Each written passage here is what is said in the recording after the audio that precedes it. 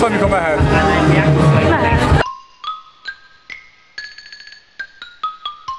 Jó napot kívánok, hölgyeim és uraim, engem Bártfalvi Sándornak hívnak, és a Mary Poppins zenekarnak vagyok az egyik tagja.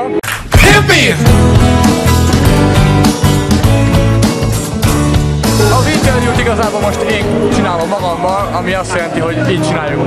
Sanyi, és milyen volt a koncert? Köszönöm szépen, jó volt.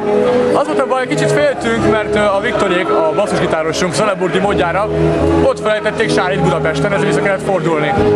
És hát, sziasztok srácok! És mi volt ez a késésnek az oka? Mennyit késtek a srácok?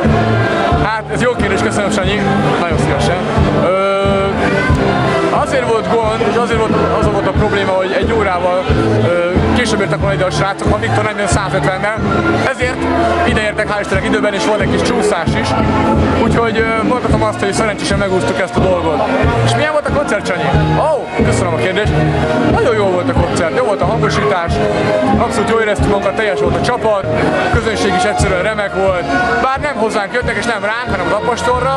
Eladom, kiadom most a szívem, kiadom, hogyha kell te neked. És kicsit kevesebbet is tudtunk játszani a kereténél, viszont mi nagyon jól éreztünk magunkat, és abszolút kerek koncertet tudtuk magunknak alakítani.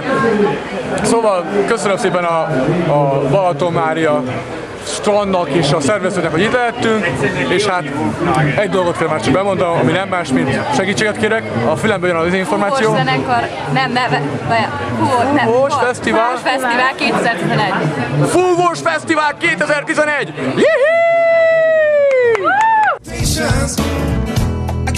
Sziasztok, srácok!